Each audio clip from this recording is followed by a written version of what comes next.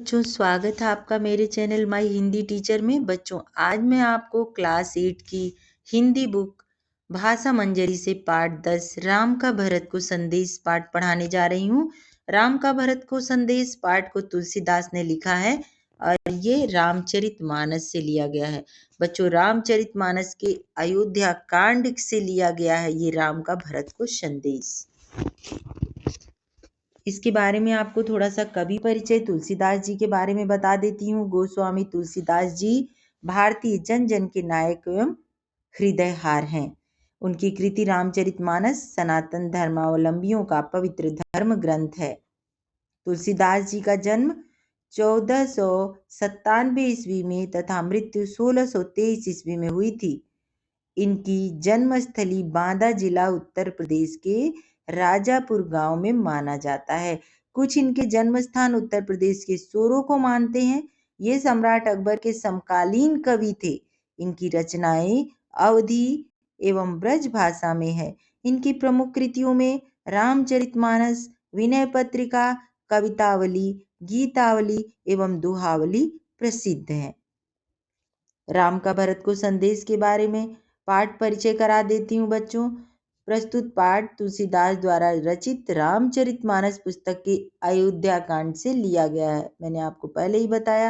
अपने पूज्य पिता श्री दशरथ की आज्ञा से पत्नी सीता एवं भाई लक्ष्मण के साथ भगवान श्री राम वनवास चले गए।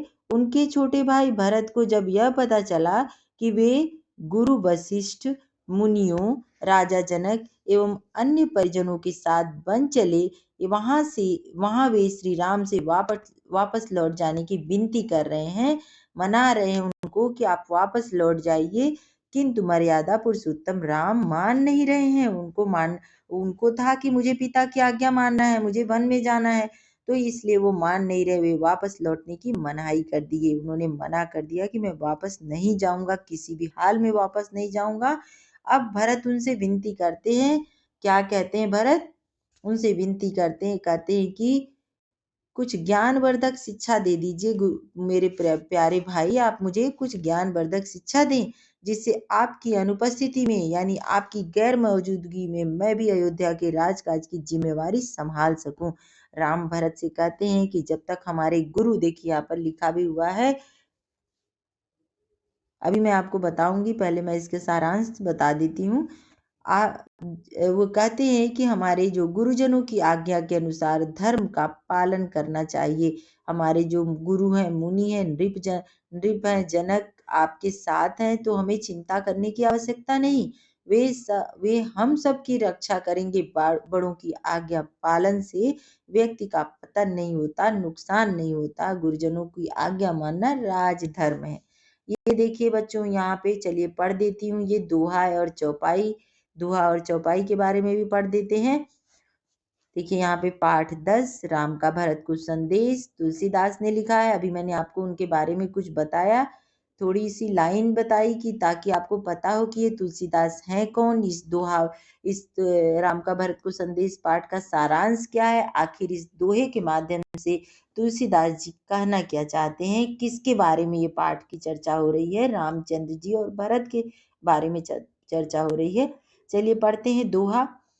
दीन बंधु सुनि बंधु के बचन दीन छलहीन, देश काल अवसर सरिस बोले राम प्रवीण। चौपाई पढ़ती हूँ बच्चों। तात तुम्हारी मोर परिजन की, चिंता गुरहिन पही घर वन की। माथे पर गुरु मुनि मिथिलेशु, हम ही तुम्हि सपनेहु न कलेशु। मोर तुम्हार परम परम पुरुषारथु, स्वारथ सुजसु धर्म परमारथु। पितु आयसु पालिहि दुहि भाई, लोक वेद बल भूप भलाई। गुरु पितु मातु स्वामी सिख पाले, चलेहु कुमग पग परहि न खाले। अस विचारी सब सोच बिहाई, पालहु अवधि भरि जाई। देश कोश परिजन परिवारु, गुरु पद रजहि लाग छर भारू। तुम पितु मातु तुम मुनि मातु सचिव सिख मानी, पालेहु भूमि प्रजा राजधानी। चलिए बच्चों, इसका भावार्थ बता देती हूँ। दीन बंधु सुन बंधु के बचन दीन छलहीन, देश काल अवसर सरिसु बोले राम प्रवीण। देखिए, दीन बंधु का यानी अर्थ है दीन के बंधु, दीनों के बंधु अर्थात भगवान श्री राम। छलहीन माने छल से रहित, उनके अंदर कोई छल कपट नहीं है। बंधु यानी भाई। सरिस का मतलब होता है अनुकूल। देखिए, दीन बंधु एवं प्रवीण श्री राम भाई भरत के दीन और छल रहित वचन सुनकर देश काल और अवसर के अनुकूल वचन बोले। क्या बोले? चौपाई है। तात तुम्हारी मोरी प्रियजन की, चिंता गुरहि नृपहि घर बन की, माथे पर गुरु मुनि मिथिलेशु, हमहि तुमहि सपने ही न कलेसु। तात का अर्थ होता है पिता, आदरणीय व्यक्ति। नृपय का अर्थ होता है राजा, राजकाज। और गुर का अर्थ होता है गुरु। मिथिलेश का अर्थ होता है मिथिला के राजा अर्थात जनक जी। मिथिलेशु का अर्थ है मिथिला के राजा अर्थात जनक जी। और कलेशु का अर्थ है बच्चों क्लेश, कलह, लड़ाई झगड़ा। अब अर्थ देखते हैं। हे तात, हे पिता, हे मेरे बड़े भाई, तुम्हारी, मेरी, परिवार की, घर की और वन की सारी चिंता गुरु वशिष्ठ जी और महाराज जनक जी को है। हमारे सिर पर जब गुरु जी, मुनि विश्वामित्र जी और मिथिलापति जनक जी हैं, तब हमें और तुम्हें स्वप्न में भी कलेश नहीं है। मोर तुम्हार परम पुरुषारथु, स्वार्थ सुजसु धर्म परमारथु, पितु आयसु पालिहि दुहु भाई, लोक वेद भल भूप भलाई। देखिए, यहाँ पर गुरु, पिता, माता और स्वामी की शिक्षा का आज्ञा पालन करने से कुमार्ग पर चलने पर पैर गड्ढे में नहीं पड़ता, पतन नहीं होता। ऐसा विचार कर, सब सोच कर, छोड़कर अवध जाकर अवधि भर उसका पालन करो। अवधि माने समय। अस विचार पालन अवधि भर जाई। देश कोसु परिजन परिवारु, गुरुपद रजहि लाग छर भारू, तुम मुनि मातु सचिव सिख मानी, पालेहु भूमि प्रजा राजधानी। बच्चों, ये अवधि भाषा में लिखा गया है। देश खजाना, देश कोश मतलब कोश माने खजाना, देशु मतलब देश, परिजन मतलब कुटुंब और परिवार यानी परिवार। देश, खजाना, कुटुंब, परिवार आदि सबकी जिम्मेदारी तो गुरु जी की चरण रज पर है। गुरु पद रजहि लाग छर भारू, तुम तो मुनि वशिष्ठ जी, मुनि मातु सचिव सिख माने, तुम मुनि वशिष्ठ जी माताओं और मंत्रियों की शिक्षा मान करके, सीख मतलब शिक्षा मान करके, तदनुसार पाले हो भूमि प्रजा राजधानी, पृथ्वी प्रजा और राजधानी का पालन करो। रक्षा करते भर रहना चाहिए तुम्हें। अगला है मुखिया मुख सो चाहिए। दोहा है, मुखिया मुख सो चाहिए, खान पान कहूँ एक। देखिए, चित्र भी है। पालई पोसई सकल अंग, तुलसी सहित विवेक। तुलसीदास जी कहते हैं कि मुखिया को मुख के समान होना चाहिए। बच्चों, इस पाठ से कई ऐसे इंपॉर्टेंट प्रश्न आएंगे कि इस पाठ को किसने लिखा? तुलसीदास ने लिखा। यह पाठ राम का भरत को संदेश कहाँ से लिया गया है? रामचरितमानस से लिया गया। किस कांड से लिया गया? अयोध्या कांड से लिया गया है। अब है कि मुखिया को कैसा होना चाहिए? मुख के समान। रामचंद्र जी के गुरु का क्या नाम था? वशिष्ठ गुरु जी हैं, उनके वशिष्ठ हैं। तो आपको सब याद रखना होगा बच्चों। मुखिया मुख सो चाहिए, खान पान कहूँ एक। मुखिया को मुख के समान होना चाहिए। तुलसीदास जी कहते हैं, श्री राम जी ने कहा मुखिया को मुख के समान होना चाहिए, जो खाने पीने को तो एक अकेला है, परंतु विवेक पूर्वक सब अंगों का पालन पोषण करता है। विवेक यानी बुद्धिमानी से। अब मान लीजिए परिवार का कोई मुखिया है और परिवार में दो तरह का भेदभाव करता है, तो वह परिवार सही नहीं चल सकता। मुख की तुलना मुखिया से इस प्रकार की गई है कि मुख जो खाता तो है, लेकिन ऐसा नहीं है कि सिर्फ मुंह में ही जो खाया पिया सब मुंह भी फूल जाए बड़ा सा, ऐसा नहीं है। खाना जो भी खाता है वह शरीर के हर अंग को बराबर मात्रा में देता है, उसी तरह से मुखिया को भी एक समान होना चाहिए। वो सीख देते हैं कि आप मुखिया हैं तो आपको कैसे रहना चाहिए, मुखिया मुखसु चाहिए। रामचंद्र जी ने कहा मुखिया को मुख के समान होना चाहिए, जो खाने पीने को तो एक अकेला है परंतु विवेक पूर्वक सब अंगों का पालन पोषण करता है। चौपाई देखते हैं। राज धर्म सर बसु एत नोई, जिमि मन माह मनोरथ गोई, बंधु प्रबोध कीन बहु भांति, बिनु आधार मन तो सुन साती।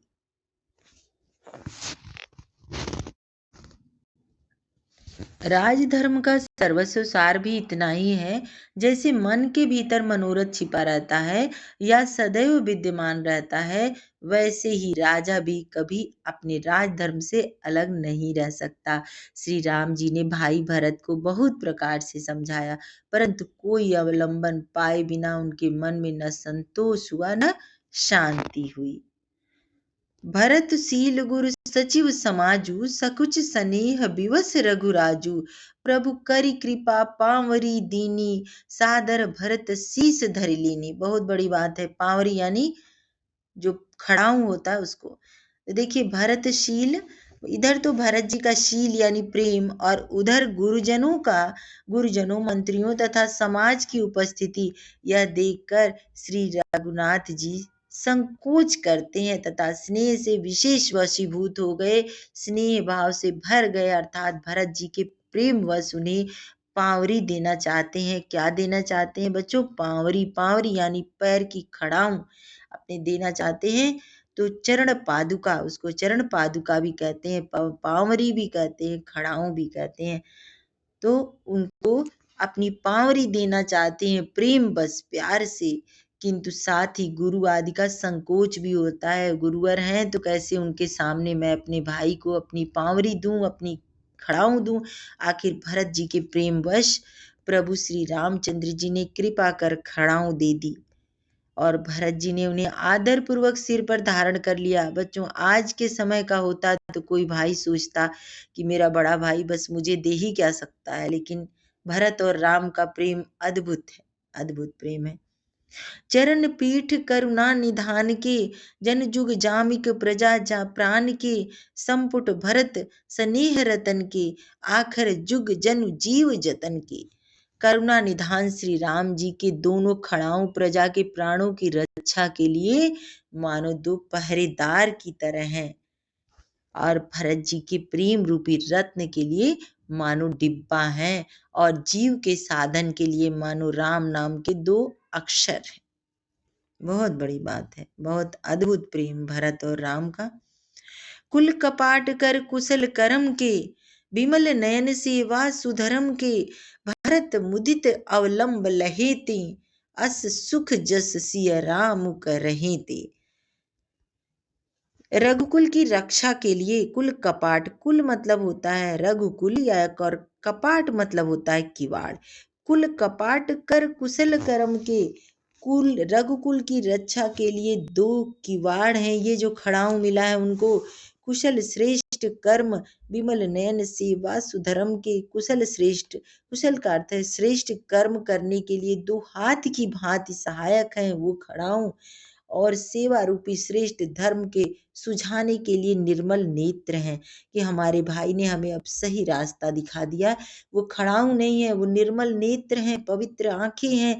भरत जी इस अवलंब, इस सहारे को पा करके मिल जाने से परम आनंदित हैं। ऐसा भरत जी सोचते हैं मेरा भाई ही मेरे साथ है, मेरा भाई ही सिंहासन पर आसीन है। भरत जी परम आनंदित हैं, बहुत खुश हैं कि मेरे भाई ने अपने चरण रस से लगी हुई खड़ाऊ पांवरी दे दिया, अब मैं उसी को सिंहासन पर रखूंगा और उसी से अब मैं सारा कुछ, मेरे लिए वही सब कुछ है। तो देखिए उन्हें ऐसा ही सुख हुआ जैसा श्री सीता राम जी के रहने से होता। उन्होंने ऐसा सहारा पा लिया अवलंब, अस सुख जस सिय राम रहे थे। उनको ऐसा भरत मुदित अवलंब लहे थे, उनको ऐसा परमानंद मिल गया, अवलंब मिल गया, सहारा मिल गया।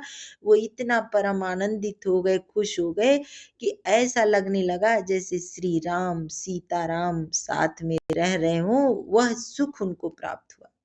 बहुत बड़ी बात है। प्रसंग देख लेते हैं बच्चों। अपने पिता पिता दशरथ की आज्ञा से पत्नी सीता और भाई लक्ष्मण के साथ श्री राम वनवास कर रहे हैं। उनके छोटे भाई भरत अपने गुरु वशिष्ठ, मुनिगण, राजा जनक तथा अन्य परिजनों के साथ अयोध्या लौटने के लिए मनाने गए, मगर श्री राम वनवास की अवधि पूरी होने से पहले लौटने को तैयार नहीं हुए। कैसे भी लौटते भला? पिता को उन्होंने जो वनवास का दे दिया था, वरदान मांग लिया था माता ने, तो इसलिए उन्होंने पिता को वचन दिया था कि मैं अपना वनवास की अवधि पूरा करूंगा। तब भरत उनसे कुछ सीख देने की विनती करते हैं, जिससे वे श्री राम की अनुपस्थिति में अपना उत्तरदायित्व तो भली भांति पूरा कर सके। तुलसीदास रचित रामचरितमानस के अयोध्या कांड, बच्चों मैंने आपको पहले ही बता दिया था कि ये तुलसीदास ने लिखा है, रचित यानी उन्होंने रचना किया है। रामचरितमानस के अयोध्या कांड से लिया गया। अयोध्या कांड के लिए गए इस पद्य में श्री राम भरत से कहते हैं, जब तक हमारे गुरु मुनि और राजा जनक हमारे साथ हैं, तब तक हमें चिंता करने की आवश्यकता नहीं है। वे ही हमारी रक्षा करेंगे। बड़ों की आज्ञा पालन करना ही राजधर्म है। देखिए, राजधर्म क्या है? करते रहने से हमारा पतन नहीं होगा और गुरुजनों की आज्ञा के अनुसार ही राजधर्म का पालन करना चाहिए। वे कहते हैं कि किसी मुखिया को मुख के समान होना चाहिए, जो खाता पीता तो अकेला है, परंतु शरीर के सभी अंगों का समान रूप से पालन पोषण करता है। श्री राम ने भरत के आग्रह पर अपना खड़ाऊं प्रेम पूर्वक उन्हें दे दिया। भरत ने खड़ाऊं को अपने माथे से लगा लिया।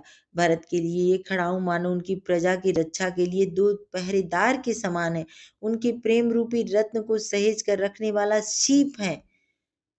जाप करने के लिए राम नाम के 2 अक्षर हैं, रघुकुल की रक्षा करने के लिए 2 किवाड़ हैं तथा सेवा रूपी धर्म की राह दिखाने वाले 2 नेत्र हैं। भरत खड़ाऊं के रूप में ऐसा सहारा पाकर बहुत आनंदित हुए। उन्हें महसूस हुआ जैसे सीताराम यानी श्री राम और सीता ही उनके साथ हैं। भरत मुदित अवलंब लहे थे, अस सुख जस सिय राम रहे थे।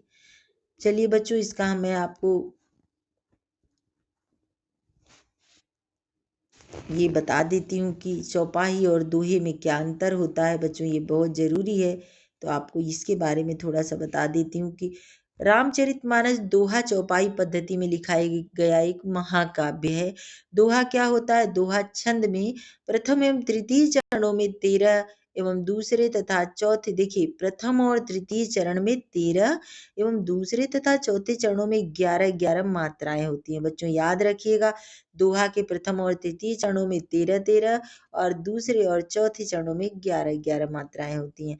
ऐसे ही चौपाई एक सममात्रिक छंद है।